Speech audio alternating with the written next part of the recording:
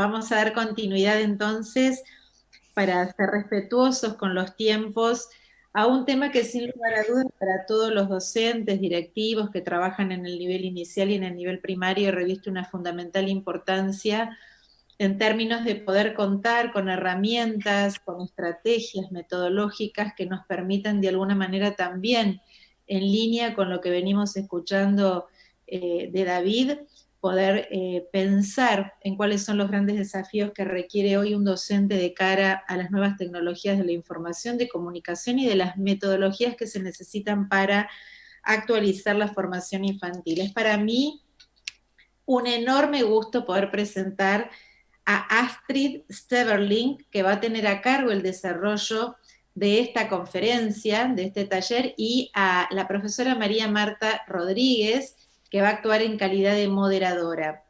Una síntesis de los currículum de ambas. Astrid es guía Montessori de la Casa del Niño de 3 a 6 años y asistente AMI de Ambiente Montessori de 0 a 12 años en el Instituto de Montessori de San Diego. Es doctora en Antropología Social de la Universidad de Oxford, es ingeniera industrial del ITBA y es una mujer que realmente tiene una gran capacidad para poder transmitir con una vastísima experiencia que sé que va a dejar un legado muy importante en todos los que la vamos a escuchar. María Marta Rodríguez es profesora en Ciencias Biológicas, licenciada en Ciencias Biológicas, es especialista de Teen Star en temas vinculados a lo que es la educación sexual infantil, investiga temas centrales vinculados a los fenómenos naturales en la infancia y es coordinadora del área de Ciencias Naturales del Departamento de Educación de la Facultad de Ciencias Sociales de la UCA, y el tema central es el método Montessori hoy. Gracias ambas por acompañarnos. Astrid, te escuchamos. Me parece que estás muteada.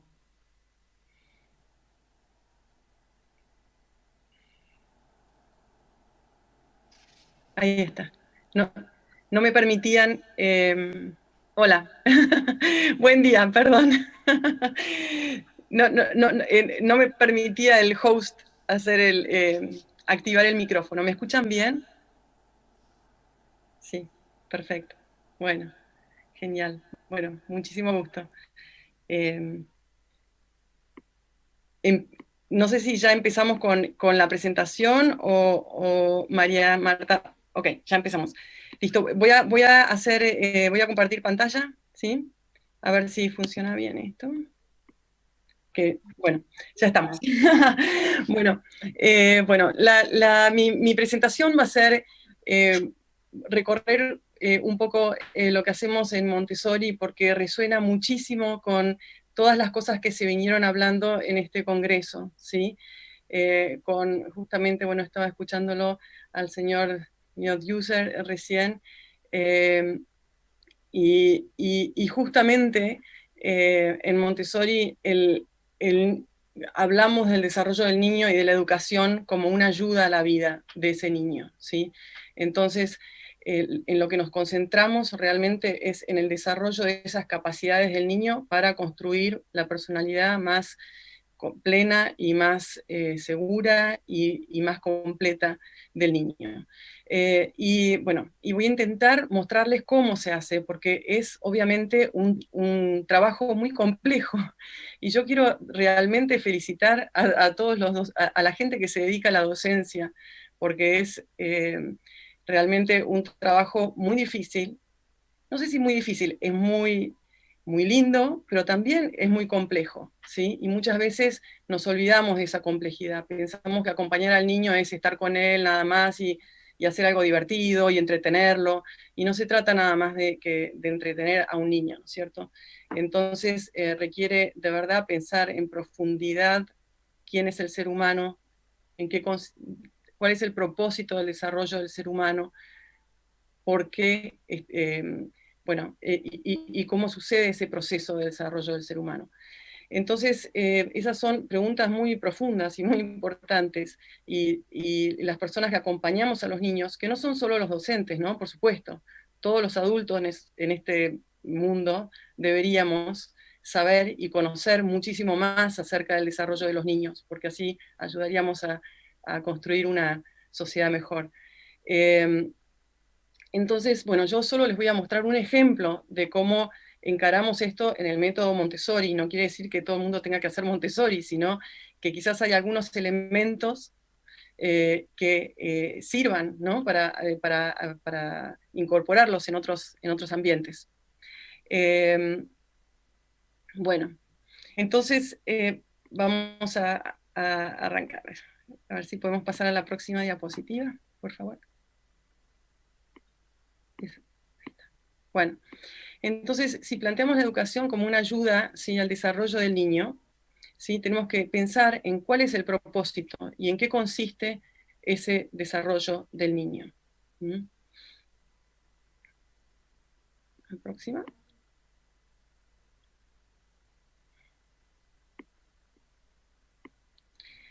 Bueno, el propósito del desarrollo del niño es formarse como persona, ¿sí? Y esa formación de la persona tiene que ver con adaptarse a su entorno, porque esa persona se va formando en interacción constante con el mundo que lo rodea. Entonces, acá tenemos dos cosas que a veces no es que nos olvidemos de esto en los ambientes educativos, ¿no? Pero a veces no estamos totalmente conscientes de estas dos patas importantes, que es el individuo y el ser social, ¿sí? Entonces, formarse como persona implica la formación de la individualidad de ese ser, ¿sí?, de esa persona, y adaptarse a su entorno necesariamente implica el desarrollo de ese ser social, adaptado y en conexión, en interacción y relacionado con el entorno y las personas que están a su alrededor, como parte de una comunidad. Entonces, si podemos hacer clic de vuelta. Es difícil. Sí. Entonces, vamos a hablar del individuo independiente, ¿sí?, que es capaz de hacer las cosas por sí mismo, ¿sí?, que es capaz de seguir su propia voluntad y de hacer las cosas que necesita hacer para construir su persona. Y vamos a hablar del individuo interdependiente, porque cuando hablamos de independencia en Montessori, que hablamos mucho sobre la independencia, no quiere decir que lo que queremos es personas independientes y autosuficientes y desconectadas de los demás, sino que esa independencia le permite a cada individuo, ¿sí?, ser después interdependiente, ayudar a los demás, hacer cosas por los demás, contribuir a su entorno. Entonces hablamos de esas dos cosas, del individuo independiente y del individuo interdependiente, ¿sí?, o solidario. La próxima. Perdonen que no tengo control de mi presentación.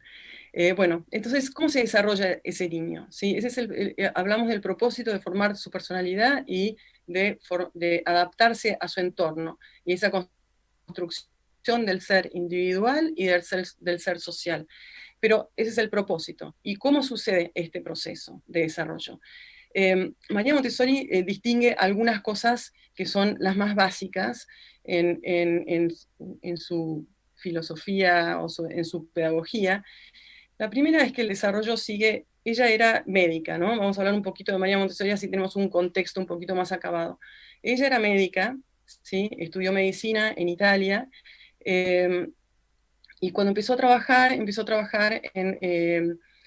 en la clínica psiquiátrica de la Universidad de Roma, porque a ella le interesaba el desarrollo del sistema nervioso, sobre todo, ¿sí? Entonces, empezó a trabajar en esta clínica psiquiátrica y visitaba asilos donde estaban las personas que tenían enfermedades mentales. Y en estos asilos se encontró con niños, había niños en estos asilos también.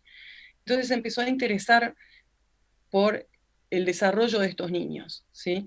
Y ella tenía esta convicción de que no era un problema, digamos, físico, sino que era un problema educativo, más que nada, el desarrollo de estos niños, que estos niños deberían ser acompañados en su desarrollo de una manera distinta, no hospitalizados, ¿sí?, como las personas adultas que ya tenían problemas más graves, sino que educados de una manera distinta.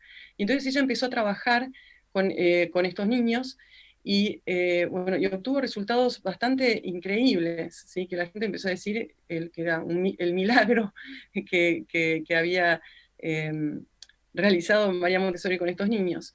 Y luego, bueno, y ella pensó, porque estos niños dieron un examen que daban los niños de las escuelas normales, ¿sí? Y en promedio le fue mejor a los chicos con los que trabajaba María Montessori, que tenían una cantidad de problemas, le fue mejor que al promedio de los niños de las escuelas normales de Italia. Y entonces ahí es cuando la gente empezó a decir, pero ¿qué está pasando? Y María Montessori dice, no preguntemos lo que yo estoy haciendo con estos niños, sino qué estamos haciendo en las escuelas normales, con los niños normales, que su desarrollo es se equipara con el de los chicos con los que yo trabajo que tienen un montón de problemas.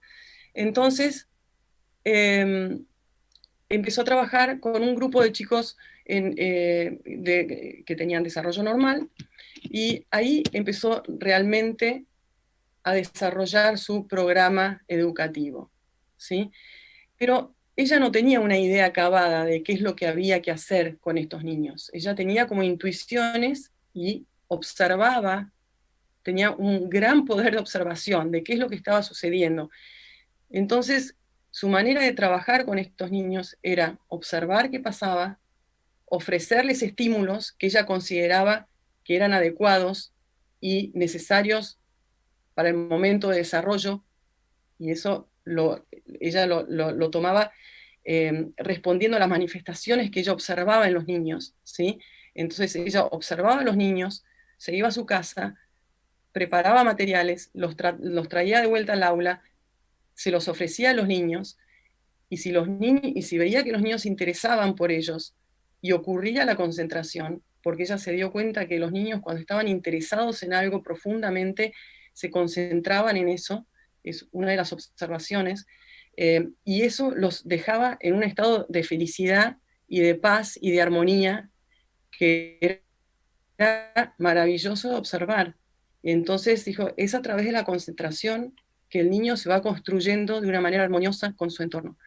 Y entonces ella en, esta, en este tipo de experimentación, digamos, fue definiendo todos los aspectos de un programa educativo, ¿sí? de un sistema educativo, que es el sistema Montessori. Pero es exactamente a partir de esa observación científica. Y en su observación, ella por supuesto que sabía sobre el desarrollo del niño porque era médica, entonces se había interesado mucho en eso, o sea que tenía muchos conocimientos científicos, digamos, sobre cómo se desarrolla el sistema nervioso, ¿sí? Bueno, la parte fisiológica del desarrollo, pero la parte psíquica o psicológica es lo que ella empezó a observar en la manifestación de los niños, en su actividad libre en el ambiente, ¿sí? Entonces están esas dos patas, el conocimiento de las leyes naturales, que son universales, todos los niños caminan alrededor del año, todos los niños empiezan a hablar alrededor del año, que empiezan a repetir alguna palabra, y el desarrollo del lenguaje sucede más o menos en las mismas etapas en todos lados del mundo, no importa qué idioma vaya a hablar el niño. Entonces hay leyes naturales que guían ese desarrollo, ¿sí? Y se manifiestan de manera particular en cada ser humano.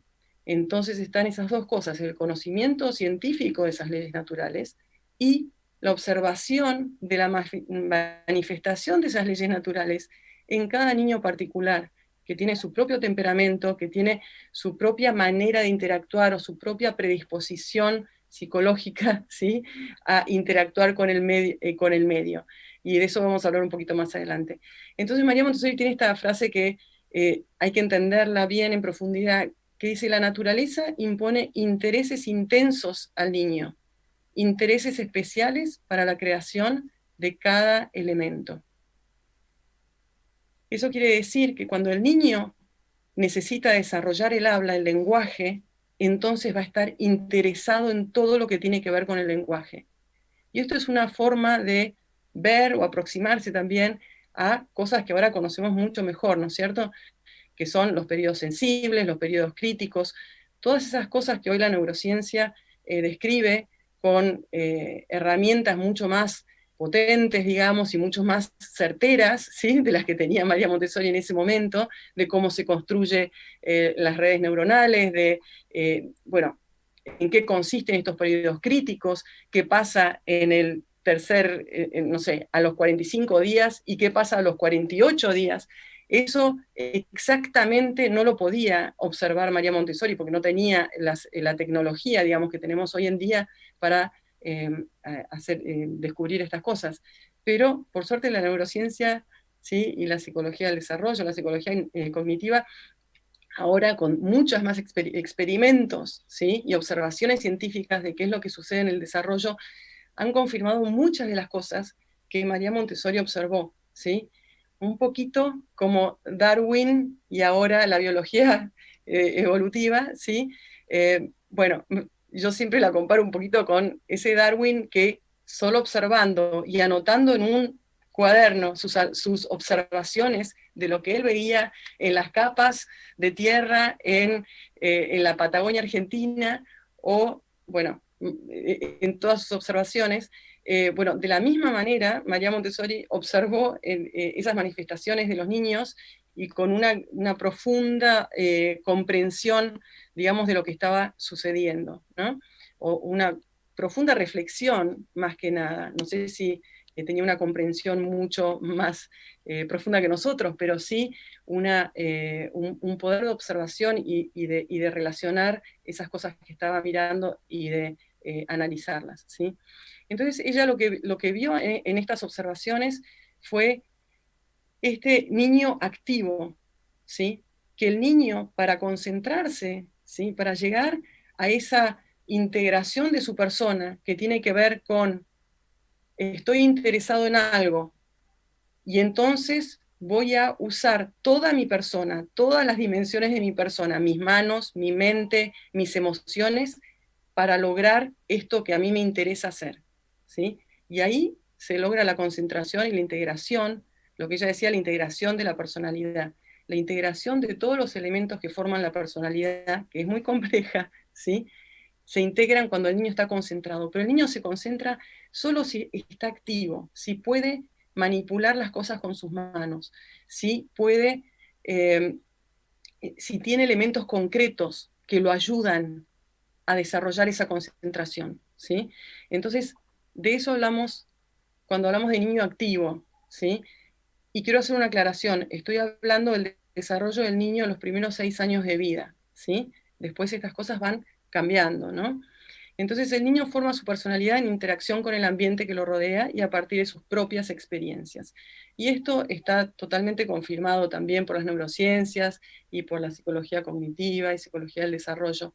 Así que no es algo novedoso, digamos, no es algo controvertido, ¿sí? El niño, bueno, Piaget también, quiero hacer una aclaración, Piaget, que es quizás a quien reconocemos como el que propuso esta idea de el niño que construye su propia persona, ¿sí? Él fue presidente de la Asociación Montessori de Suiza y sus hijos fueron a una escuela Montessori. Así que tiene como una afinidad muy grande con Montessori. Lo que pasa es que después él hizo todo un desarrollo teórico y además era hombre en esa época, entonces era de alguna manera eso yo creo que también a María Montessori fue algo que la perjudicó de alguna manera, no sé si la perjudicó, pero lo que quiero decir es que quizás no la escucharon de la misma manera que lo escuchaban a Jean Piaget, pero bueno, Piaget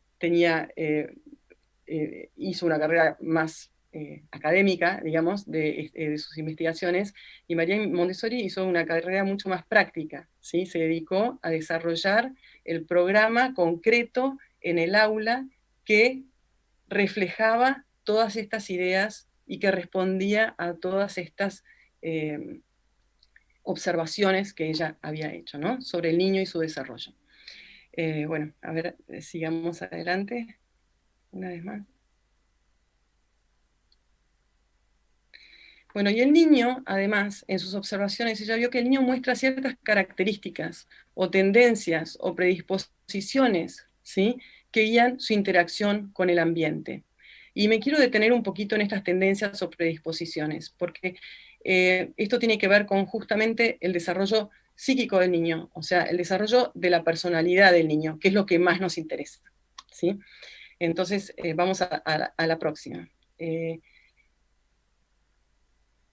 Las tendencias, ella las llamaba las tendencias humanas, y tiene que ver con estas predisposiciones psicológicas básicas del ser humano, ¿sí? No solo del niño, sino de todos los seres humanos, ¿sí? Y ella dice que esto, por supuesto, acompaña ese desarrollo natural del niño, ¿sí? Y el desarrollo físico, digamos, o que sigue las leyes naturales, está como guiado por estas tendencias humanas. Y estas tendencias, esta es una definición de María Montessori, que son las manifestaciones de la esencia del ser humano, los impulsos vitales espontáneos que actúan como posibilidades creativas en la vida de un individuo, guiándolo a adquirir una inmensa variedad de habilidades y convertirlo en un individuo adaptado a su ambiente y a su tiempo. ¿Mm? Y vamos a ver cuáles menciona ella, pero puede ser que haya algunas otras, ¿sí? Puede ser que hoy podamos describirlas de alguna otra manera, ¿sí? Quizás un poco más, bueno, con otras palabras, digamos. Pero así es como las describimos en Montessori, y nos sirven bastante porque tienen que ver con este trabajo del niño, ¿sí? Vamos a la primera, que es la tendencia a la exploración, ¿sí? Los seres humanos necesitamos para relacionarnos con el ambiente y desarrollarnos como personas adaptadas a nuestro ambiente, necesitamos conocer ese ambiente a nuestro alrededor, necesitamos relacionarnos con ese ambiente. Y entonces tenemos esta tendencia a explorar, ¿sí? La tendencia a explorar tiene que ver con eso, la tendencia a conocer, a entender, a ordenar, a orientarnos en el lugar en donde estamos, ¿sí? ¿Y qué necesidad surge de esta predisposición psicológica básica del ser humano? ¿Sí? Bueno, el movimiento libre. El niño necesita moverse para poder actuar sobre su ambiente, para poder manipular y conocer, ¿sí? Y necesita orden en esta primera etapa. El mundo que hemos desarrollado es un mundo de adultos, ¿sí? Y esto Tonucci lo describe muy bien. Es un mundo de adultos que está con una complejidad que para el niño pequeño, en la infancia, entre los 0 y los 6 años, es un mundo casi, o sea, imposible de entender todo lo que pasa en ese mundo. Entonces tenemos que mantener un cierto orden que le permita a ese niño explorar, ¿sí? Y establecer él su propio orden mental a partir de ese orden en el ambiente. Y esto es bastante claro, ¿no? Todos los seres humanos necesitamos cierto orden, necesitamos rutinas, el niño sobre todo también necesita límites, entender las reglas sociales del lugar en donde vive, ¿sí? Porque eso lo va a ayudar a él a estar mejor en armonía con el ambiente. Entonces el orden tiene todas estas dimensiones, ¿sí? Bueno, vamos al próximo, que es la tendencia al trabajo. La tendencia al trabajo tiene que ver con la tendencia a manipular, ¿sí? A usar nuestras manos, ¿sí? Para actuar sobre el ambiente, para modificar el ambiente que tenemos alrededor, para conocerlo y también modificarlo, de acuerdo a lo que nuestra mente nos va diciendo, de acuerdo a las relaciones que establece nuestra mente entre los elementos que tenemos a nuestro alrededor, ¿sí? Y ese trabajo también tiene que ver con la repetición. Los niños les encanta repetir las cosas, les encanta escuchar el mismo cuento hasta que entendieron cada uno de los detalles y hasta que pueden después contárnoslo ellos a nosotros. Ellos van repitiendo de memoria el cuento en su mente mientras nosotros se lo leemos por 20ª vez, ¿sí? Esa tendencia a la repetición es una tendencia, es dentro de esta tendencia al trabajo que está esa repetición, ¿sí? Que el niño necesita hacer las cosas todas las veces que necesita hasta que tiene esa comprensión acabada de lo que hizo, ¿sí? Y también acá está involucrada la precisión y la tendencia a la perfección, la tendencia a hacer las cosas bien, ¿sí? El niño quiere hacerlo bien y lo va a repetir y lo va a repetir hasta que él está conforme con el resultado o con la manera en que le salió, ¿sí? Entonces, la superación, la autosuperación, ¿sí? Y la resiliencia tiene que ver con esto, con esta tendencia al trabajo. Y todos la tenemos. Todos los seres humanos nacen con esta predisposición, ¿sí? Entonces, por supuesto que cada uno en su medida, ¿sí? Y de acuerdo a su propia esencia, y de acuerdo a su propio temperamento, y de acuerdo a sus propias capacidades, porque por supuesto no estoy planteando que todos somos iguales. Eh, bueno, somos todos iguales, pero no tanto, quiero decir. Entonces, estas tendencias se van desarrollando a lo largo de la vida. Y nunca perdemos estas tendencias, ¿sí? Una persona de 80 años sigue necesitando trabajar, sigue necesitando explorar, sigue necesitando entender el mundo que lo rodea. Pero sobre todo es importante atender a estas tendencias psicológicas en la primera infancia, porque el niño está construyendo las bases de su personalidad. ¿Mm? Bueno, vamos a la próxima, que es la tendencia a la abstracción. La tendencia a la abstracción y a la imaginación. Y esto tiene que ver, bueno, con nuestra capacidad humana de abstraer, de relacionar, ¿sí? Primero de observar, luego, y que eso viene con la exploración, pero después la capacidad de analizar lo que estamos observando, de comparar, de establecer relaciones, ¿sí? Y después de abstraer esos conceptos y de poder relacionarlos con otras cosas, ¿sí? Entonces, esa tendencia a la abstracción también tenemos que atenderla y también tenemos que tenerla siempre en mente cuando estamos trabajando con los niños, ¿sí? Darle oportunidades. ¿Y cómo lo hacemos? Bueno, con estímulos ricos, ¿sí? Con estímulos que sabemos que al niño le interesa, que necesita para desarrollarse, ¿sí? Y estímulos precisos. Nosotros hablamos mucho en Montessori de aislar la dificultad, una cosa a la vez, ¿sí? Para que el niño pueda observar con precisión. Y cuando el niño observa con precisión, entonces puede establecer relaciones significativas, puede asociar y relacionar de manera significativa, ¿sí? Y precisa y real. ¿Mm? Todo este trabajo también de exploración y trabajo y abstracción, tenemos que hacerlo siempre en un entorno real, ¿sí? En un ambiente real, sobre todo en esta etapa, o sea, no más adelante entra la imaginación y podemos abstraer cosas de otra manera, pero en este momento en que el niño tiene esa mente inconsciente, ¿sí? Quiere decir que absorbe todo lo que hay en su ambiente de manera inconsciente, necesita que lo que está absorbiendo sean cosas reales en este momento, porque todavía no tiene esa capacidad totalmente desarrollada de imaginar y de abstraer. Pero se va desarrollando de a poquito, ¿sí? Y tiene que ver con este pasaje de la mente inconsciente, que es la mente del niño de los 0 a los 3 años, que todavía no desarrolló la memoria, y como no desarrolla la memoria, entonces todavía no tiene total conciencia, ¿sí? De todas las cosas que sabe, de todas las cosas que ya incorporó, ¿sí? De ese orden que ya está empezando a formar su mente, ¿sí? Y luego el pasaje a la mente consciente, ¿sí? A partir de, bueno, la teoría de la mente, está muy descrito todo ese proceso del pasaje de la mente inconsciente a la mente consciente, ¿sí? El desarrollo de la conciencia que hace que luego podamos abstraer y pensar en cosas que no estamos viendo, por ejemplo, ¿sí? La permanencia del objeto, todo eso tiene que ver con ese desarrollo gradual de la mente consciente, que tiene que ver con el desarrollo de esta tendencia a la abstracción y al pensamiento analítico. Y eso hay que tenerlo muy en cuenta también. El, la cuarta tendencia humana, que no quiero decir cuarta porque en realidad pueden haber 8, ¿sí? Yo solo voy a describir 5, que son las más básicas, que nosotros tomamos como las más básicas para nuestro trabajo luego en el aula. La tendencia social, por supuesto. Los niños, a medida que van creciendo, espontáneamente muestran este interés por las personas que están en el mundo a su alrededor, ¿sí? Y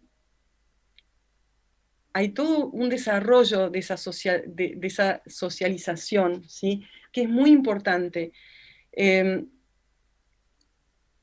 No podemos forzarlo tampoco, ¿sí? Muchas veces lo que hacemos nosotros en la escuela tradicional es forzar esta socialización en momentos en que el niño necesita todavía desarrollar su individualidad.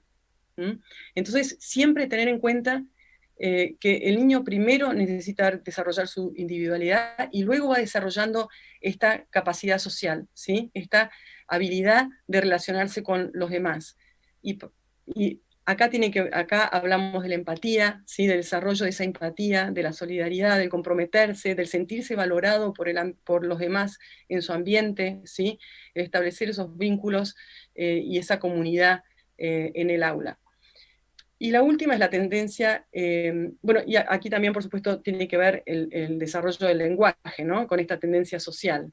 El instrumento más importante quizás del niño para relacionarse con los demás es el lenguaje, que en realidad tiene que ver con la tendencia a la abstracción, porque el lenguaje ya es una abstracción. Nosotros usamos palabras, ¿sí? Cuando no estamos viendo lo que estamos nombrando y abstraemos ese concepto y lo podemos usar en el lenguaje. Entonces, el lenguaje tiene que ver con esa tendencia a la abstracción, quizás es la primera manifestación de que el niño es capaz de abstraer, ¿sí? Y luego desarrolla esta tendencia social. Y la última es la tendencia espiritual, que también es importantísima, y que todos los seres humanos lo tengamos, no importa de qué religión seamos, no importa a qué religión sentimos afinidad o sentimos que nos, que nos construye, digamos, pero esa tendencia espiritual todos los seres humanos la tenemos y todos deberíamos poder desarrollarla, esa capacidad de preguntarnos por qué estamos acá, ¿sí? ¿Para qué estamos acá? ¿Qué pasa al final? ¿Sí? Esas preguntas más básicas de la vida, todos nos las hacemos, no importa a qué religión pertenezcamos. Eh, y esa tendencia espiritual tiene que ver también con la creatividad, ¿sí? Y tiene que ver finalmente con la felicidad, que hablaba también uno de los expositores, creo que ayer, el primer día, sobre esta capacidad, este desarrollo de la felicidad, que no tiene que ver con, que también hay que desarrollarlo, hay que aprender a ser feliz, ¿sí? Y entonces tiene que ver con el desarrollo de esta tendencia espiritual, de estar en armonía con uno mismo y con su entorno. ¿Qué es estar en armonía con uno mismo y con su entorno? Finalmente, estar bien adaptado, ¿sí? Bien adaptado a su entorno, conociéndonos a nosotros mismos. Y a ver, un clic más porque quiero hacer esta conexión que tiene que ver con, entonces, antes, la tendencia, entonces estas tendencias humanas, si quisiéramos resumirlas de verdad, así pensando en la esencia de estas tendencias humanas y de nuestra predisposición psicológica a interactuar con el mundo, es esta tendencia a conocer, que también la podríamos describir como la tendencia a amar. Porque, ¿por qué queremos conocer? Porque nosotros es una emoción muy, muy cercana al amor. ¿Mm? Que es esta capacidad del ser humano, ¿sí? De amar, de querer conocer a la otra persona. Nosotros amamos lo que conocemos, y a la persona que más amamos es a la que más conocemos y a la que más queremos conocer, queremos entenderla, queremos estar más cerca de ella, ¿sí? Entonces, todas estas tendencias humanas, si quisiéramos resumirlas en una palabra, es la capacidad de amar que tiene el ser humano, ¿sí? Que se manifiesta de todas estas maneras, o que todas estas maneras contribuyen a esa capacidad de amor del ser humano. Bueno, vamos a seguir porque si no, uno más. Bueno, entonces, este es el desarrollo de la persona. El desarrollo de estas tendencias humanas tiene que ver con el desarrollo psíquico de la persona. Y María Montessori tiene esta idea muy fuerte, muy potente, ¿sí? De esta distinción entre el embrión físico que se desarrolló durante 9 meses en el vientre materno, ¿sí? Cuando el bebé nace, tiene todos los órganos físicos que él necesita para vivir, ¿sí?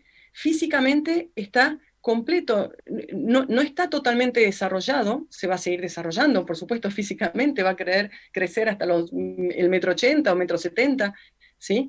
Pero ya están desarrolladas cada una de las cosas que él necesita para desarrollarse físicamente y completamente.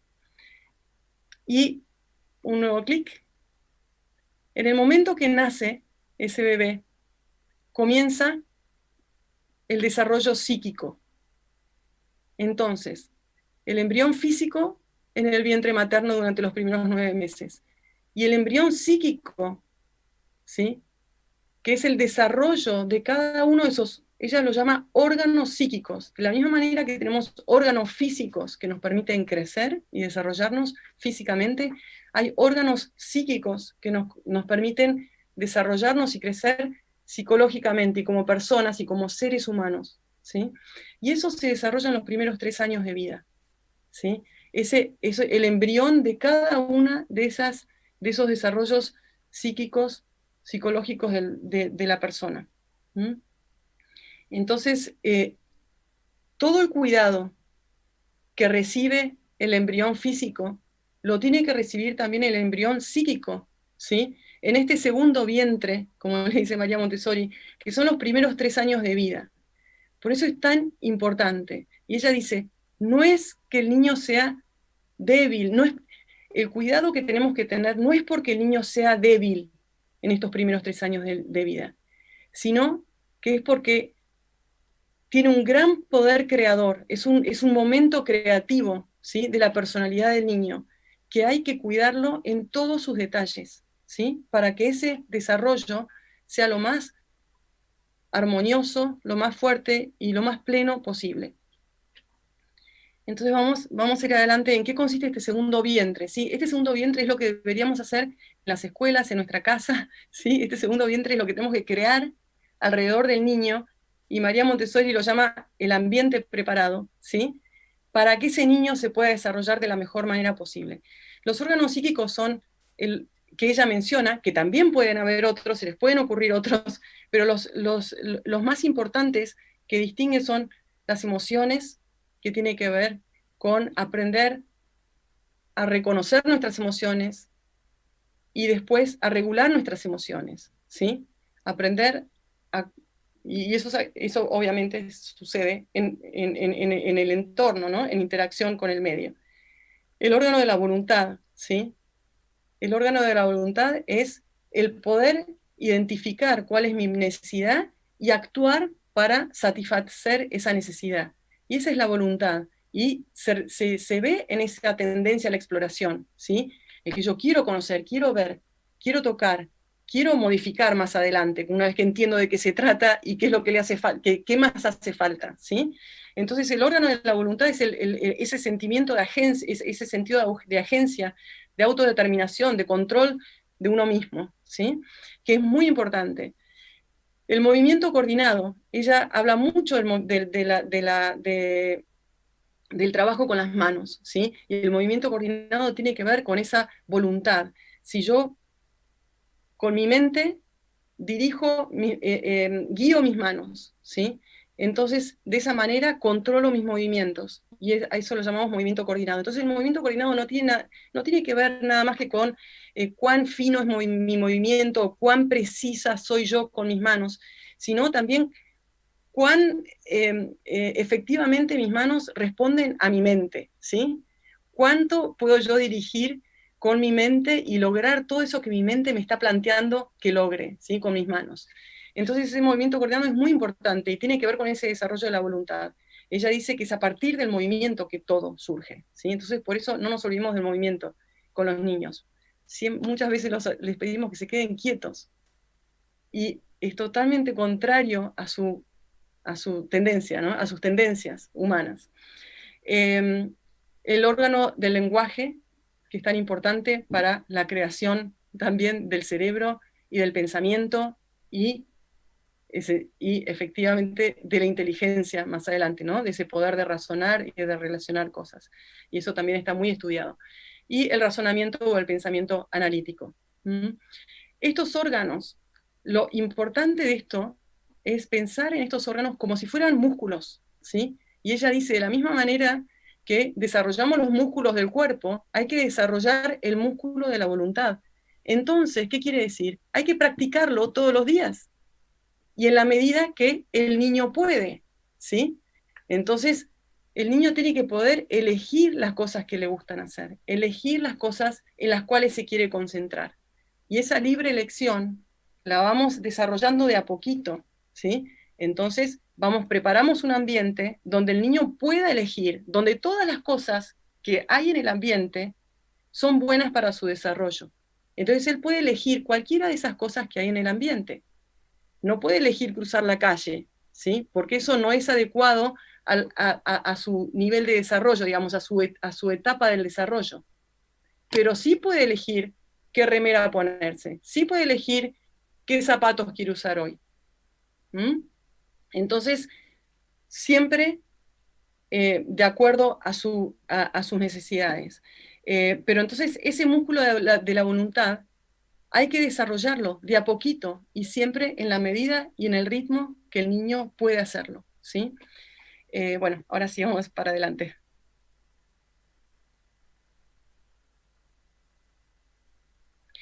Entonces planteamos algunas necesidades que voy a ir rápido porque después las vamos a ver en un video que les quiero mostrar y si no, no va a haber tiempo.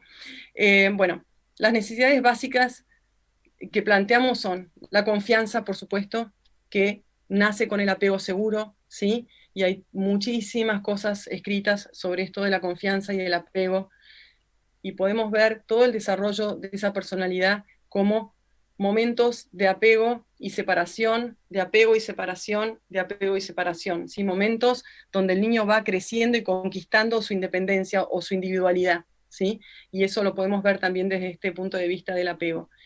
Experiencias sensoriales y estímulos ricos, variados, concretos, reales. Próximo. Movimiento, movimiento libre, ¿sí? Necesita moverse, orden a su alrededor, no solo físicamente, sino en las rutinas, ¿sí? Que crean hábitos, ¿sí? Que ayudan al niño a ordenar esa mente y entender el mundo que lo rodea. Independencia, que es tan importante y tiene que ver con el desarrollo de la voluntad también, ¿sí? Y el desarrollo de su individualidad. Y uno más, lenguaje y comunicación social. Bueno, vamos a pasar a la próxima, así rápidamente hablamos un poquito de qué pasa. Bueno, ¿cómo hacemos para crear un ambiente, ¿sí? Un lugar donde todo esto esté contemplado?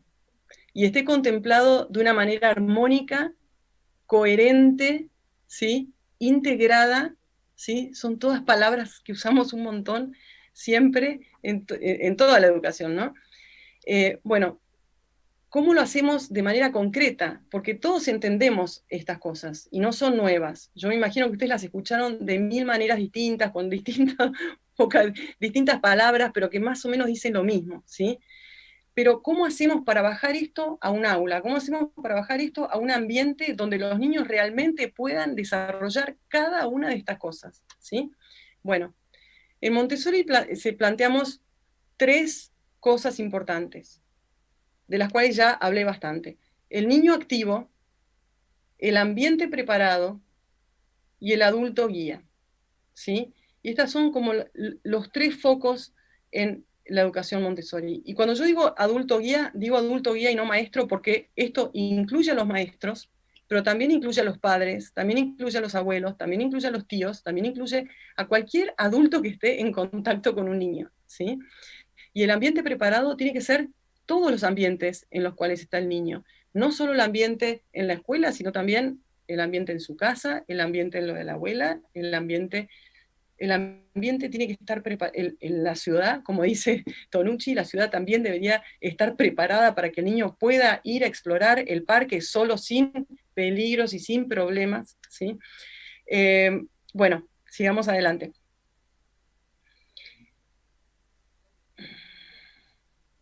Bueno, y el objetivo es la formación, obviamente, de la personalidad del niño. Como ustedes vieron, yo no hablé ni una vez ni de matemáticas, ni de conceptos específicos, digamos, de conocimientos académicos específicos, sino de la formación de esa personalidad del niño, integrada y armónica con su entorno, ¿sí? Bueno, vamos a el próximo, adelante, por favor. Bueno, y quiero concentrarme ahora en el adulto guía, porque sé que hay muchos maestros que nos están escuchando.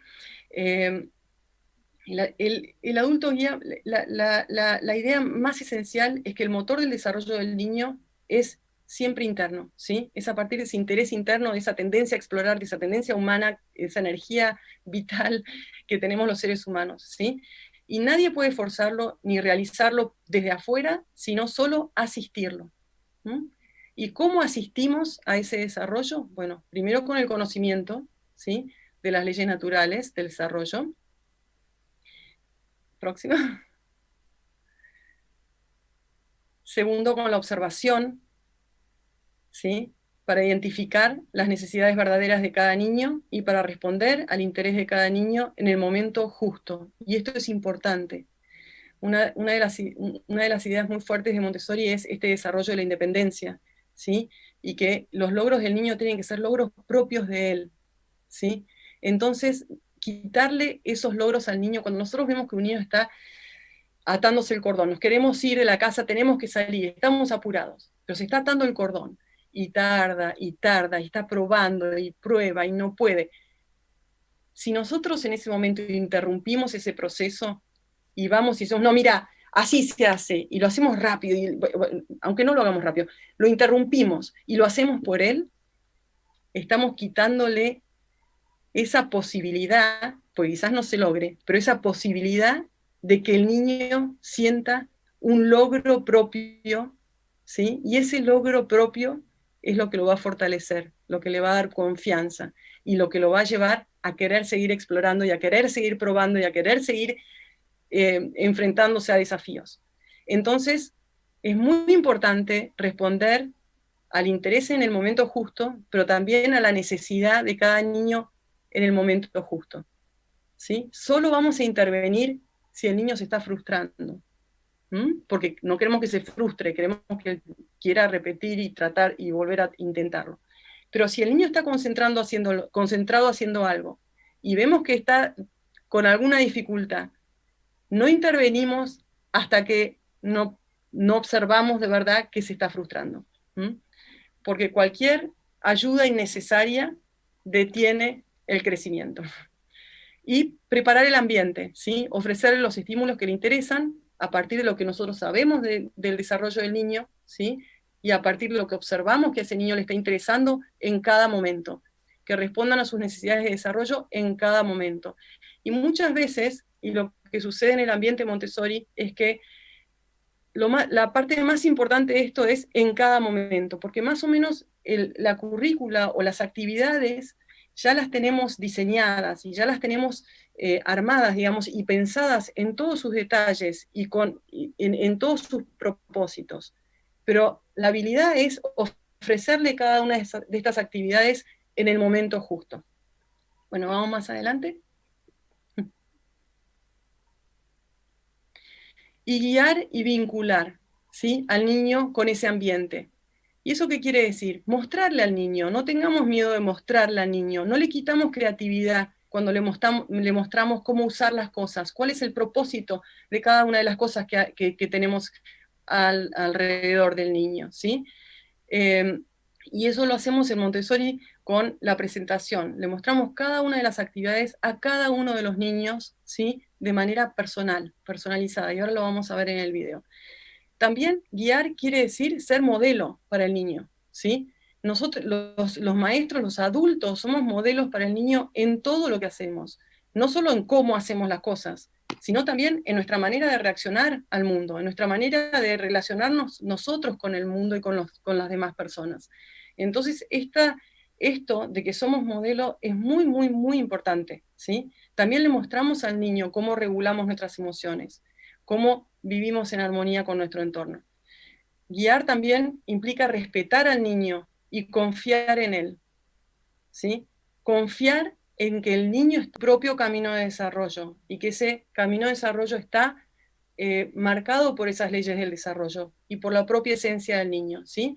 Y respetar a ese niño por quien es, ¿sí? No vamos a hacer que el niño sea de una manera que nosotros querramos que sea. Cada uno a su ritmo y de acuerdo a su propia esencia, ¿sí? Y con sus propios desafíos y con sus propias dificultades, ¿sí? Pero respetar ese proceso de cada niño. Bueno, vamos ahora, lo próximo que les quiero mostrar ahora es un video donde van a ver un aula Montessori. Yo voy a ir hablando, quizás, un poquito, no sé si puedo hablar también. Así, comparto el video. Sí, por favor. Bárbaro. Ahí vamos entonces.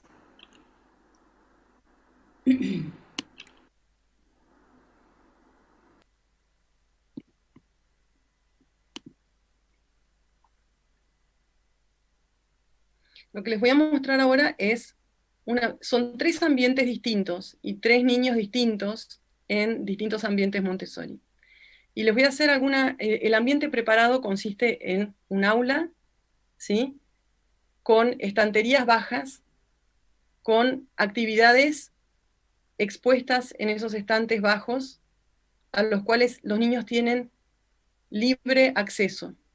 El niño elige la actividad que quiere hacer en cada momento del día. Y ahora observen esto. A ver.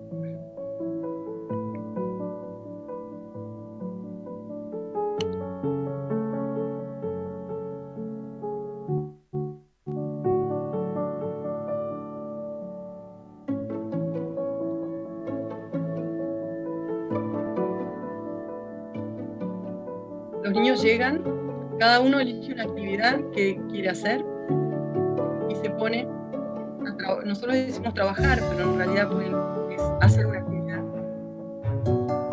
Este es el segundo niño que vamos a ver, que se llama Miguel Ángel.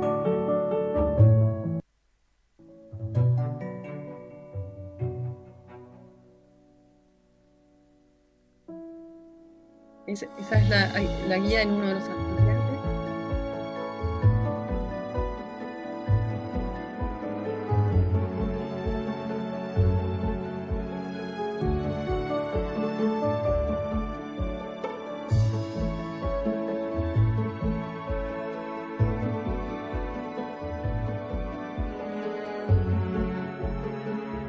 Está limpiando una bandeja.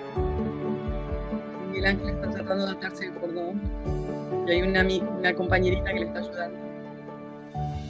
Y la guía se acerca por si acaso se vuelva frustrante. Pero no necesito ninguna ayuda.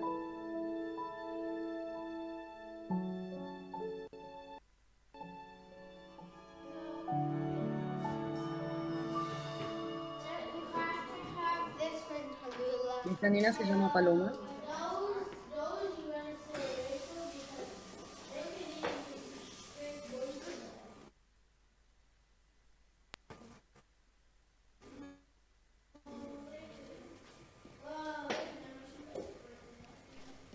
Ella eligió una actividad.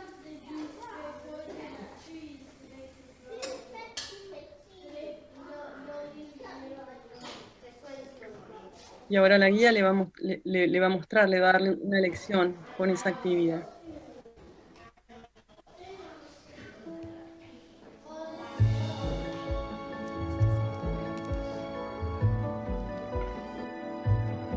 Y el resto de la sala, los niños siguen trabajando cada uno en su actividad. Ahora la guía o maestra está con esta niña, nada más. Es un momento muy especial para ella.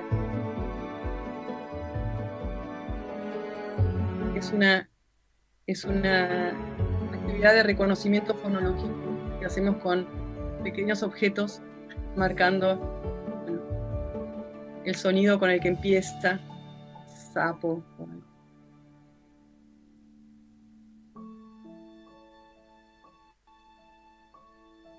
Este niño, Jackson, está doblando unas servilletas.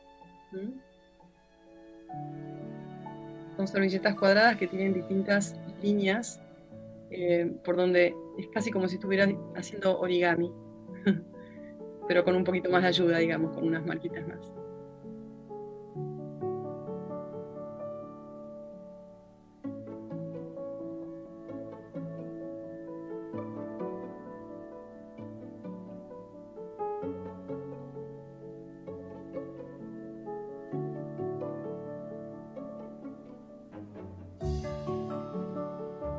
Actividades les llevan a los chicos 5 minutos, otras a veces están concentrados 20 minutos.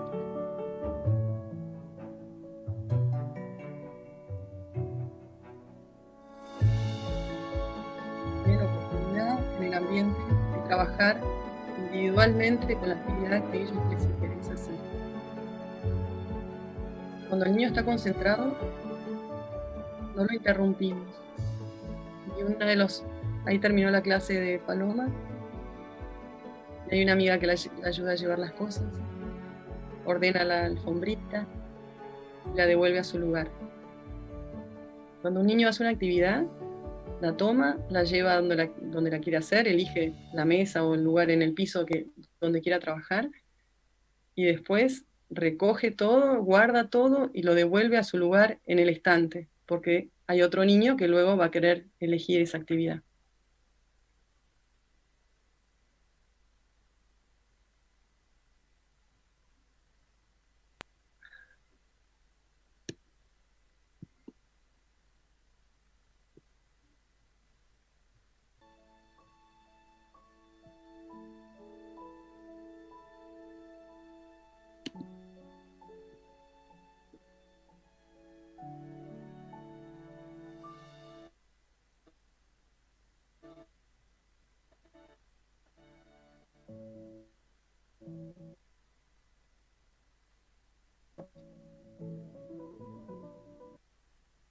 Fue a elegir otra actividad que le llamamos los marcos de vestir.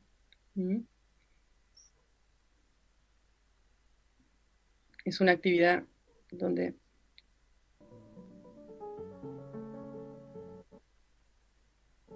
y ven cómo hay otra cantidad de niños alrededor, cada uno haciendo algo, ¿no?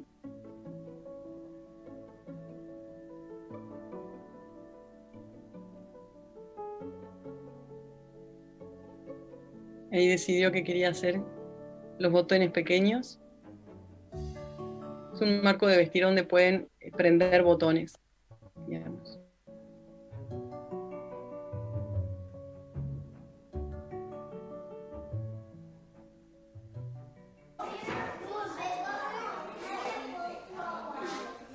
Acá volvemos a Jackson. Este es un video que está hecho en Estados Unidos.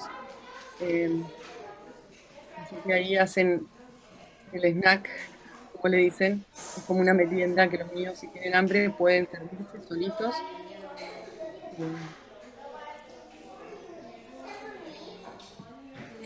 En la mesa solo entran dos, entonces solo dos niños a la vez pueden estar haciendo la merienda. Y si alguien quiere hacer la merienda, pero están ocupados los lugares, entonces tienen que esperar, ¿no? Para que se les ocupe algún lugar en la mesa. Se le volcó el agua, y bueno, y él está solucionando el problema del agua volcada.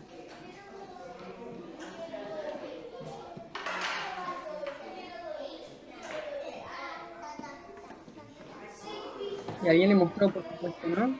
Dónde está el trapo para secar, qué hacemos si se vuelca agua. También sabe dónde guardar las cosas después. Todo eso alguien se lo mostró en una lección.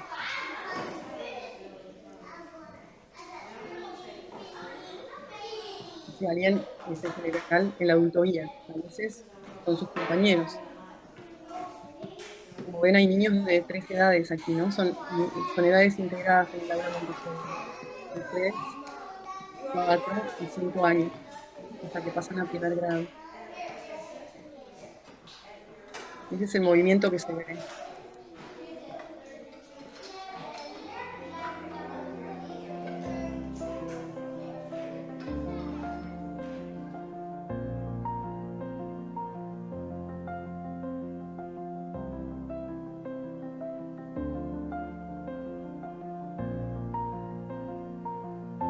Hay unos niños trabajando juntos en una actividad que se llama los juegos colectivos, de la suma, hacen sumas con objetos concretos.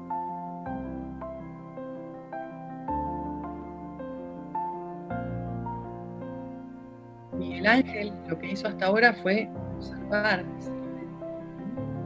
Él todavía no eligió ninguna actividad. Pero mira, bueno, aquí sí eligió una actividad. Las campanas, que es una de las actividades de música que tenemos.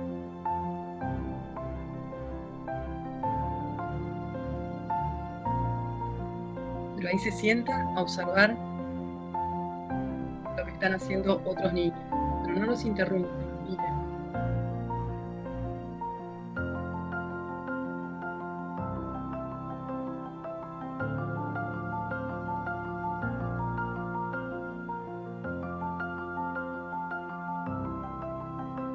Miren cómo observa. ¿Quién puede decir que Miguel Ángel no está aprendiendo? Porque no está haciendo nada.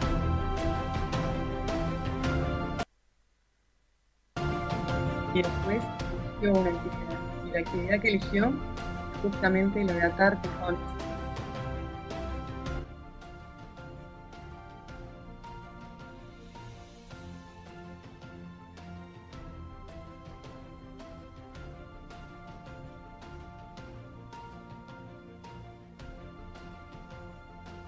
Y hizo la actividad 3 veces seguidas. Cada vuelta son 6 moños que tiene que armar. Los desarma a todos y los vuelve a hacer a los 6. Y los desarma a todos y los vuelve a hacer a los 6.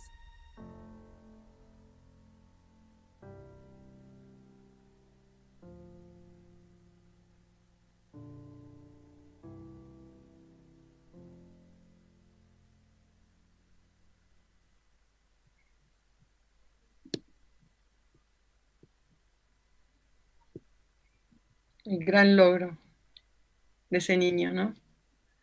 Bueno.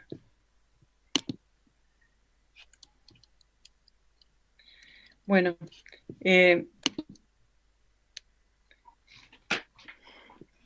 vamos a ir a la próxima.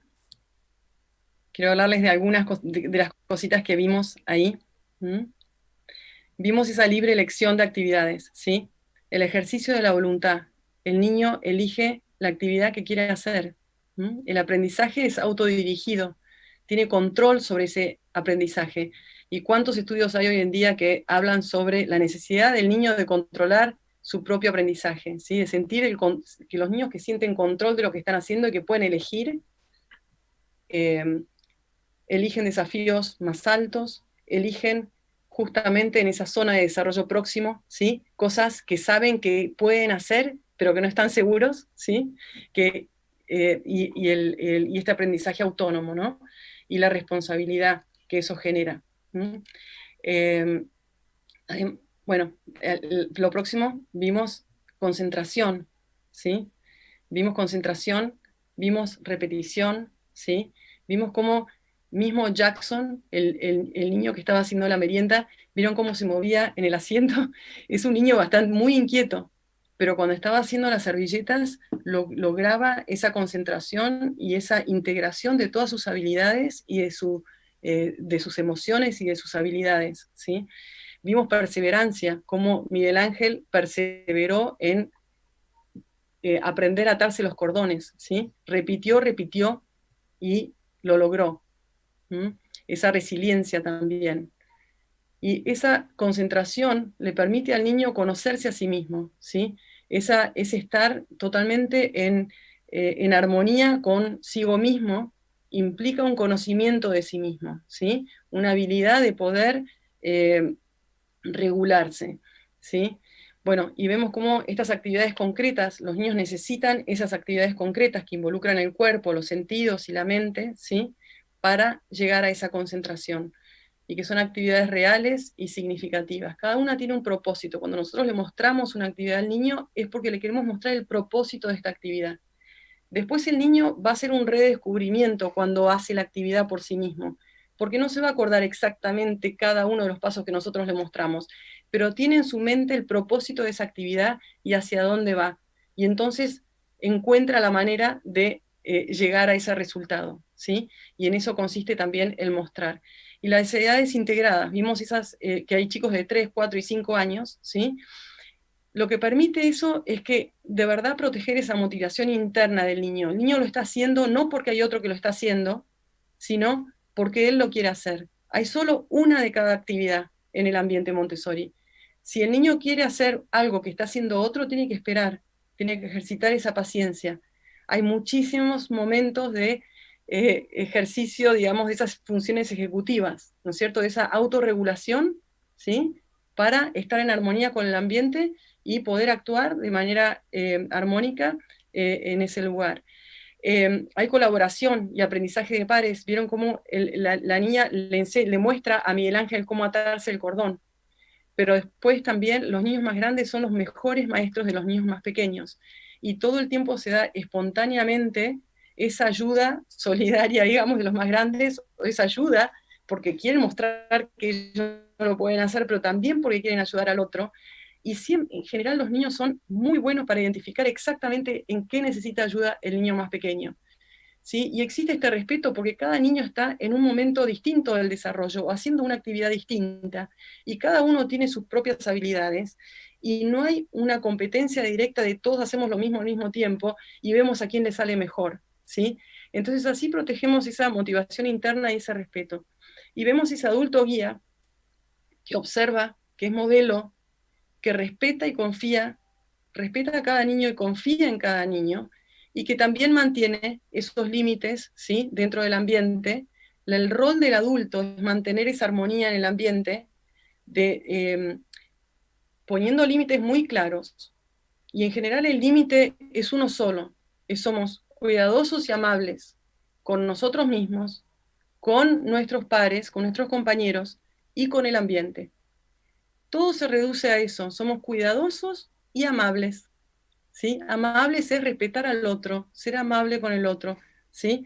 Entonces, esos son como las cosas básicas que hace el adulto, además de mostrarle a cada niño, como vieron esa presentación, esa lección que le dio a Paloma, la guía al principio, ¿no? Bueno, entonces vemos como este ciclo de actividad que empieza con esa libre elección y el libre movimiento en un ambiente preparado, ¿sí?, da lugar, si podemos ir haciendo clic, da lugar a la concentración, ¿sí? Sigamos. Da lugar a la concentración, y esa concentración da lugar a esa integración de la personalidad. Y no es que sucede con un evento de concentración. Esto sucede todos los días, durante 2 horas y media o 3 dentro del ambiente preparado, ¿sí? Entonces hacemos clic de vuelta, hay como una retroalimentación, hay como una perfección, hay como un ejercicio, esto es un ejercicio, que esa integración de la personalidad, ese primer momento de concentración, le indica ciertas cosas al niño, le permite conocerse a sí mismo, y entonces la próxima vez que va a elegir algo, lo va a elegir más convencido, con más confianza, ¿sí?, más en sintonía con sus propias necesidades, y entonces se concentra mejor, y eso es como un círculo virtuoso, ¿sí?, que se genera dentro del ambiente. Si podemos hacer clic, así podemos ver la retroalimentación, digamos. Y hablamos entonces del conocimiento de uno mismo, ¿sí?, y del mundo, ¿sí?, de generar esa disciplina interna, de reconocer cuáles son mis propias necesidades y buscar estímulos en el ambiente que me ayuden a satisfacer esas necesidades, ¿sí? Y eso hace que no solo me construya a mí mismo, sino que además estoy en armonía con el ambiente. Tiene que ver con la autorregulación, con la autoconfianza, todo lo que decía también este orador una de las primeras conferencias, auto, ¿sí?, del bienestar emocional. Uno tiene que estar bien para poder estar bien con los demás y reconocer en los demás también las necesidades que tienen. Esto crea mucha empatía, ¿sí? Cuando el niño más grande pasó por ciertos desafíos, los puede reconocer en el niño más chico. Siente con el niño también, cuando el más pequeño tiene una dificultad o tiene un desafío. Va a ser una persona más empática con ese otro niño. Pero primero tiene que haber vivido él mismo, tiene que haberlo reconocido y haberlo vivido y, sí, experimentado y reconocido, para poder después reconocerlo en el otro. Bueno, y seguimos adelante. Entonces quiero solo rescatar 3 cosas que vemos que no es simple, ¿sí? Es un delicado equilibrio entre este individuo y este ser social, que surge espontáneamente. Lo lindo de este ambiente donde hay libertad, pero es una libertad no es un libertinaje, ¿sí? Es una libertad en un ambiente preparado, es libertad en un ambiente preparado. Y lo que permite eso es que surjan espontáneamente estas manifestaciones, estas tendencias del ser humano, que son sus necesidades psicológicas básicas, y esta posibilidad de desarrollarlas espontáneamente, ¿sí? De manera espontánea en este ambiente, como propias del desarrollo de cada uno. Entonces vemos este equilibrio entre el lugar de la individualidad, el niño puede trabajar solo, y el adulto guía va a proteger esa concentración del niño que necesita en este momento desarrollar su individualidad, ¿m? Pero también el niño puede espontáneamente trabajar con otros, hablar con otros, circular, observar, ¿sí? Entonces este equilibrio entre la libertad y la responsabilidad, o la libertad y la disciplina interna, y la libertad también y los límites sociales del ambiente, de la pequeña sociedad. Nosotros nos gusta mucho decir que esto es una pequeña sociedad, es como un ejercicio. Yo soy antropóloga y la verdad es como una pequeña sociedad donde el niño va aprendiendo armoniosamente esta manera de vivir en comunidad, ¿sí? Y espontáneamente uno ve cómo surgen estas tendencias al ser social, positivas y amables y respetuosas de los demás, ¿sí? Y este equilibrio también delicado entre el guiar y el respetar los intereses del niño, ¿sí? Porque yo voy a respetar el interés del niño, pero también lo voy a vincular con ciertas cosas que me parece que son buenas para su desarrollo en el momento justo. Entonces hay que guiar, pero también respetar los intereses del niño. Y ese también es un delicado equilibrio, ¿sí? Para que sea respetuoso. Bueno, y nada más les leo una frase, ¿listo? Ah, bueno, listo, gracias. Bueno, ya acá tengo de la Fundación Argentina María Montessori, que es a quien yo represento, ¿sí? Tenemos un Instagram y también tenemos un Facebook y también tenemos una web, que es fundacionmontessori.org. Bueno.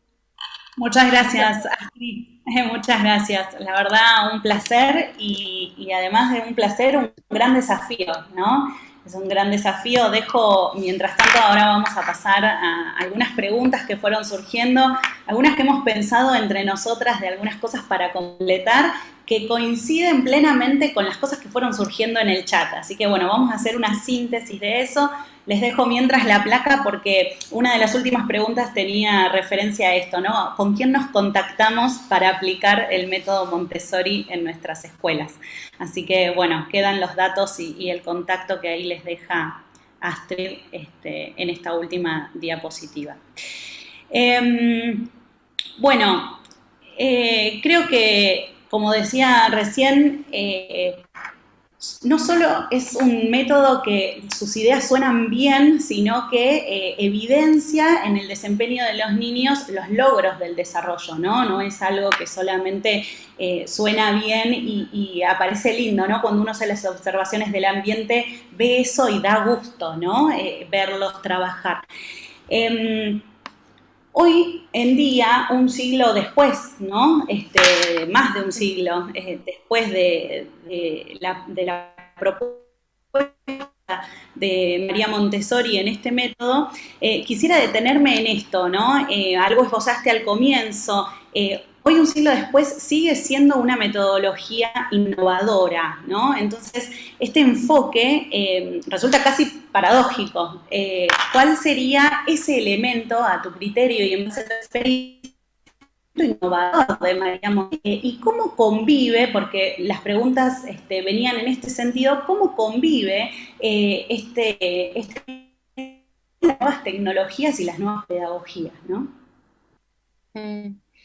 Sí, yo creo que nosotros pensamos que es innovador porque todavía no hemos logrado todo lo que el método propone que deberíamos lograr con la educación. O sea, como no lo hemos logrado, todavía siguen siendo preguntas válidas y una propuesta muy válida. Y sobre todo, muchas de las cosas que María Montessori decía están siendo hoy en día confirmadas, ¿no es cierto?, por las neurociencias, por la psicología del desarrollo, por la psicología experimental. O sea, todos los estudios que se hacen ahora hablan sobre la necesidad del niño de elegir, sobre las necesidades del niño de tener control sobre sus propias acciones, ¿sí? Eso es lo que lo motiva al niño a seguir adelante. Y esto está como en el corazón de Montessori, por eso pareciera como que es totalmente innovador. Por supuesto que es raro decir innovador. De todas maneras, es innovador Montessori porque justamente coincide con esas necesidades básicas del ser humano, que hoy las seguimos descubriendo y recién ahora no sé si recién ahora, pero sí, quizás recién ahora las estamos conociendo de manera así generalizada. Todos estamos, ahora hay cierto consenso de que esto es así.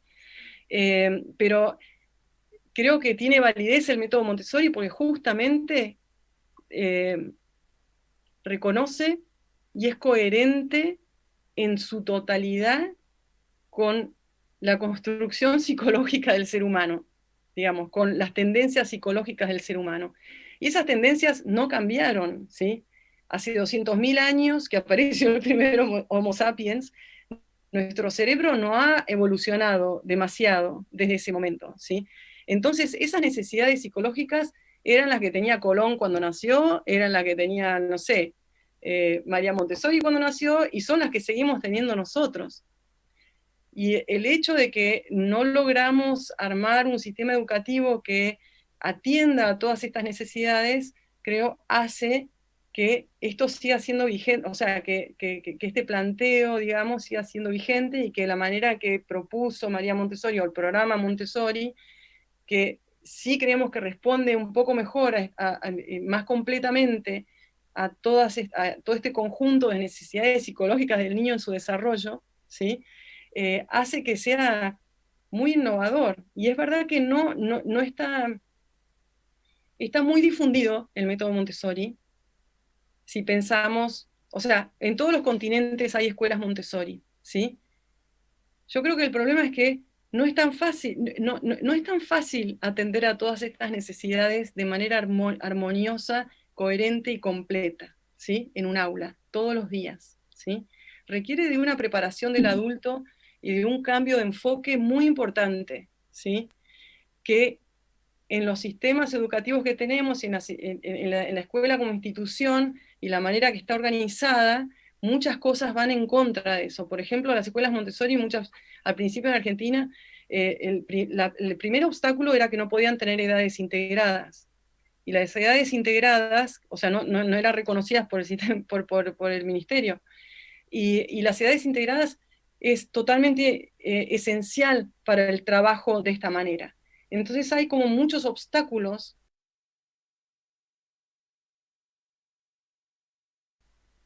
a la implementación, digamos, de un sistema tan distinto o con un enfoque tan distinto al sistema tradicional. Además de que requiere, por supuesto, de una preparación del adulto y de una capacitación distinta, ¿no es cierto?, que también implica todo un cambio de visión y de desarrollo, digamos, de la actividad, ¿no es cierto? Bien, rescato esto, ¿no? Pensaba mientras te escuchaba el valor de, que también lo fuimos viendo en el resto, en el día de ayer, el volver a centrar el aprendizaje y la enseñanza en la persona, ¿no? En ese niño, en ese adolescente, en este caso estamos hablando de niños o jóvenes, y no tanto en el contenido, comprender a la persona y poder acompañar y guiar ese desarrollo, ¿no? En ese sentido creo que es justamente lo que uno rescata. Y en base a lo último que venías diciendo, que creo que el resto de las preguntas giran un poco en torno a esto, ¿cómo hacemos para amalgamar estas dos propuestas, ¿no? Montessori en un currículum? Vos algo mencionaste recién, que es prescriptivo, que a la libertad, sobre todo en la segunda etapa, porque a veces la tentación nos lleva a pensar que en inicial es más sencillo, pero cuando el niño va creciendo y pasamos a la etapa de taller, dejamos casa de niños y pasamos a la etapa de taller, ¿qué pasa, no? ¿Cómo convive estos currículum prescriptivos que tenemos en nuestros sistemas educativos con esta libertad en la responsabilidad y la elección, la libertad en la elección del niño, ¿no? Con los Sí, Yo lo que, sí, eh, parece como una así, verdad de perogrullo, pero tenemos que confiar en el niño. Eso es lo que no hacemos. No confiamos en las habilidades y las capacidades de las personas. O sea, y entonces les machacamos a los chicos que tienen que aprender esto, esto, esto. Finalmente a ese chico no le interesa eso, pero le interesa otra cosa. Y cuando sale de la escuela, encuentra de alguna manera así algo que le interesa y es una persona totalmente, y logra desarrollarse como persona en el momento en que él puede elegir algo que le interesa, ¿sí? Eh, lo que tenemos que hacer, no quiero decir lo que tenemos que hacer, lo que quiero decir es que, por ejemplo, en la primaria Montessori, ¿sí? Si el niño pudo desarrollar su personalidad de esa manera segura, ¿sí? Y confiado en sus propias habilidades y pudo conocerse a sí mismo, ¿sí? Entonces es una persona que puede elegir, ¿sí? Que esos grados de libertad que uno le va dando al niño pueden seguir creciendo. Entonces, por ejemplo, en el ambiente Montessori de primaria, los niños les damos lecciones, o sea, escuchan historias, ¿sí? El currículum está basado en 5 grandes historias que es como que describen la historia de la humanidad y del universo, ¿sí? Y a partir de ahí, el niño puede explorar cualquier cosa que a él le interese, ¿sí? Dentro de ese marco muy amplio, muy amplio. María Montessori decía, hay que ofrecerle el mundo, el universo al niño, ¿sí? No lo limitemos a esta lección hoy, esta lección mañana, pasado tenés que aprenderte esta otra cosa. Dejémoslo amplio y abierto. Y la idea es, para también hacer un poco el equilibrio entre esta construcción de la personalidad, pero también la parte académica, que también es importante, pero es como que la parte académica viene sola, ¿sí? El niño muestra interés en aprender a hablar, el niño muestra interés en aprender a leer y a escribir, siempre y cuando, ¿sí? Uno se lo ofrezca de una manera interesante. Entonces, los niños a los 3 años y medio les interesa las letras, les interesa analizar que cuando dicen una palabra están juntando sonidos, ¿sí? Y que esos sonidos los podemos representar. Y cuando lo representamos, hacemos un dibujito, y que ese dibujito representa ese sonido. Y cuando nosotros lo presentamos de manera concreta, con las letras de lija, que el niño puede repasar esa letra con la mano, ¿sí? Eso queda grabado naturalmente, y es un juego para él aprender eso. Cuando nosotros lo hacemos en el momento que al niño le interesa, ¿sí? Lo absorbe y lo aprende sin esfuerzo, decimos. ¿Sí? Decimos, y es verdad, lo aprende sin esfuerzo. El niño que ya reconoce Ahí, qué sonido hace cada letra, después puede formar palabras con un alfabeto móvil, a pesar de que todavía no lo puede escribir porque su mano no está todavía totalmente preparada para hacerlo. Pero entonces empieza a formar palabras, es un juego, junta estos simbolitos que él sabe qué sonido hace cada uno, y cuando lo junta está armando una palabra. Y ya aprendió a escribir, digamos, ¿sí? Y de ahí a que el niño empieza a leer, es casi automático. Después de 4 meses de estar jugando con el alfabeto móvil y construyendo palabras y formando palabras, el niño empieza a leer. Y todas esas cosas se dan naturalmente, pero dentro de una dinámica que no solo le permite a él aprender a leer y escribir, sino que también le permite a él crecer en confianza, ¿sí? Eh, superar desafíos, fortalecer su personalidad y en armonía con todo lo que él puede hacer, ¿sí? Entonces, cuando lo hacemos de esa manera que nosotros decimos que es espontánea y natural y sin esfuerzo, entonces la parte académica como que provee interés, provee puntos de interés para desarrollar otras cosas de la personalidad, para el desarrollo más completo de la personalidad. Y María Montessori dice, el ambiente de 3 a 6 de los niños tiene que ser súper, súper rico, con 1000 estímulos del conocimiento, de la cultura, de la matemática, del lenguaje. Nosotros tenemos mapas de geografía, o sea, los chicos aprenden todos los continentes, los países. Eso también son ejercicios que ejercitan su memoria, ejercitan un montón de otras cosas, habilidades, ¿sí? Analíticas, del pensamiento analítico, y esos son como motivos de actividad, pero no los enseñamos para que el niño sepa cuántos países hay en América del Sur, o que sepa el nombre de los países. No es tan interesante esa parte, ¿sí? Eso lo va a aprender en el momento que lo necesite y lo quiera aprender.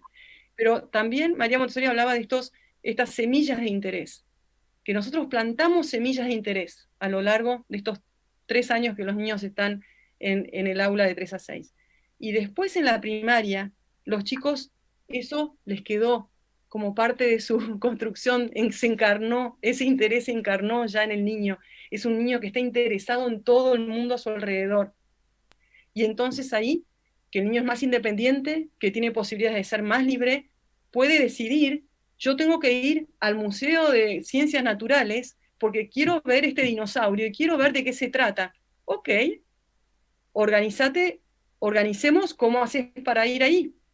Entonces puede organizar con su grupo, si tiene un proyecto de investigación, puede organizar con sus compañeros, 2 o 3 compañeros, que ellos 4 van a ir y van a pedirle a alguno de sus padres o a algún adulto que los acompañe, pero ellos van a decidir dónde toman el colectivo, dónde queda este lugar, a qué hora tenemos que salir, cuánto tiempo nos va a llevar.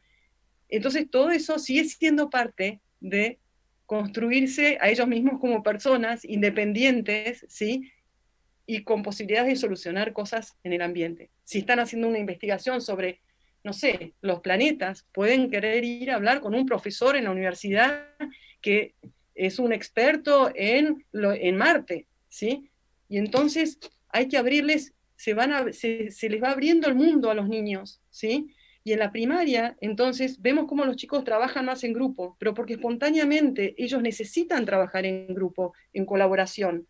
Porque este ser social que empezó a desarrollarse en la primera etapa de los 0 a los 6 años, en este momento es el pleno desarrollo del ser social. Y entonces todo lo que les interesa a los chicos en la primaria es trabajar con otros, colaborar con otros, no tanto solucionar el problema en particular, que también les interesa y que es la motivación, pero sino que solucionarlo con otros, ¿sí? Intercambiar ideas, intercambiar distintos puntos de vista. Bueno, ¿qué pensás vos? ¿Y por qué no lo hacemos de esta otra manera? Y entonces el trabajo en la primaria Montessori es casi lo opuesto al del 3 a 6. Los chicos trabajan constantemente en grupos. Y en grupos que se forman espontáneamente y solos. Por supuesto que hay una guía, ¿no? Por supuesto que hay una guía que va planteando distintos temas y distintas propuestas, pero los chicos tienen mucha libertad para llevar adelante esos trabajos que ahora podríamos decir trabajo por proyectos, ¿sí? Mucho que ver con el trabajo por proyectos. Pero qué distinto es a los niños en las escuelas más tradicionales o más donde cada uno en su banco y no te copies del compañero. O sea, la idea de la copia, ¿sí? No te copies de tu compañero, es tu trabajo. Pero ¿por qué no pensar, o sea, quizás no es copia, quizás está tratando de ver qué hizo el otro para ver si, o sea, para entablar esta conversación con el otro, ¿sí? Esta colaboración con el otro. Y nosotros le decimos, no te copies. Bueno, hay muchas cosas, pero entonces esto como que sigue en la próxima etapa, ¿sí? Pero siempre el ambiente y lo que hacemos tiene que tener que ver con esa necesidad de esa etapa del desarrollo. Entonces hay distintas etapas donde reforzamos o se trabaja más en una cosa que en otra, ¿sí? Entonces en el 3 a 6 quizás trabajamos más en la concentración y en el ser individual, y después en la primaria no es que trabajamos nada más que en el ser individual, sino espontáneamente los niños socializan y también hay trabajos que se hacen en conjunto, ¿sí? En el 3 a 6, pero existe la posibilidad de trabajar individualmente. En la primaria se da más trabajo colaborativo, bastante más, muchísimo más. Las mesas son grandes, se sientan varios alrededor, ¿sí? Es distinto el trabajo que se hace. Muy bien. Y en esta línea, muy, muy cortito, y cerramos con una última pregunta. ¿Cómo sería el método de acreditación, ¿no? Por logros, los chicos se van proponiendo ciertas investigaciones, por ejemplo, o ciertos proyectos, y en base a eso la acreditación del logro. Absolutamente. Hay un seguimiento totalmente personalizado de cada niño, ¿sí? La guía, una de sus responsabilidades es observar a cada niño, conocer a cada niño y saber exactamente dónde está cada niño y cuál es su desafío y cuáles son sus conocimientos y cuáles no. Pero no es solo responsabilidad de la guía, también es responsabilidad del propio niño saber dónde está. Entonces los niños tienen una reunión como de tutoría, esto es en la primaria, ¿no? En la casa de niños, que es de los 3 a los 6 años, eh, la guía hace observaciones y cuando ve que el niño necesita algo, le va a dar una lección particular a ese niño, ¿sí? Entonces, trabaja de manera muy individualizada con cada uno de los niños y va haciendo un seguimiento particular de cada uno. En la primaria, eso se sigue dando de la misma manera, pero al mismo tiempo también los niños, ahora que tienen más responsabilidad, son más independientes, también van anotando en una especie de diario, ¿sí? Todo lo que van trabajando y hasta dónde llegan, y todas las semanas tienen una reunión como de tutoría con su guía, con su maestra, ¿sí? Y, y van recorriendo, bueno, llegaste a hacer este trabajo, tienen una cantidad de cosas que tienen que hacer, ¿sí?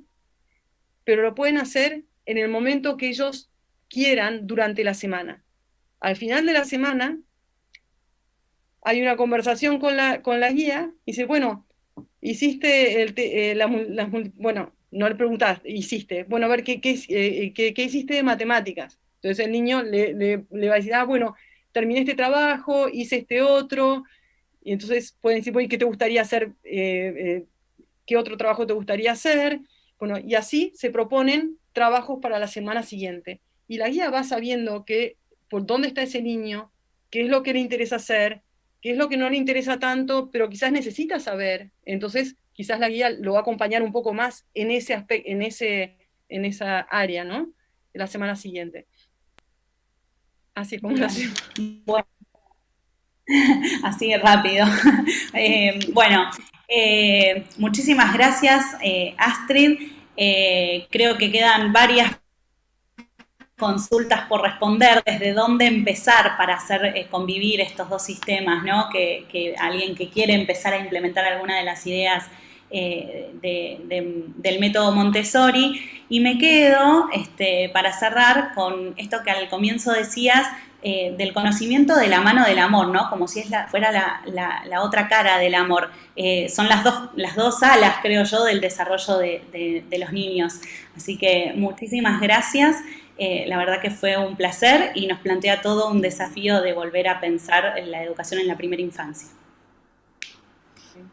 Les agradezco muchísimo y un placer para mí compartir estas ideas con ustedes. Muchas gracias. Bueno, un aplauso, Astrid. Muchísimas gracias. Excelente presentación. Gracias, María Marta, por tu muy buena moderación. Excelente también. Y por las preguntas. Como dice María Marta, habían montones de preguntas. Me quedé pensando en algo, retomando esto último que decía María Marta, que todo lo que has presentado, Astrid, más allá que sea para repensar y resignificar la educación que se requiere en la primera infancia, en la escuela primaria, son rutinas y son hábitos que son perfectamente replicables para otros niveles del sistema educativo, porque me parece que es un basamento muy fuerte que es lo que está faltando, ¿no? En esta pregunta casi dicotómica entre, que fue muy recurrente en la audiencia, tanto en YouTube como aquí, que es cómo logro compatibilizar, ¿no? Todo esto que vos presentaste hoy con todas las exigencias académicas en ese mar que uno tiene que navegar, que es la frondosidad de contenidos que plantean los diseños curriculares. Así que quedan hechos muchos interrogantes, así que agradecerte de corazón. Ya han pasado también cuál es la manera de contactarte, porque muchas personas también lo han pedido, así que me parece que van a poder seguir tal vez en el uno a uno teniendo este diálogo que permita dilucidar las inquietudes que han planteado. Nosotros vamos a hacer un receso, nos volvemos a encontrar a las 14:50.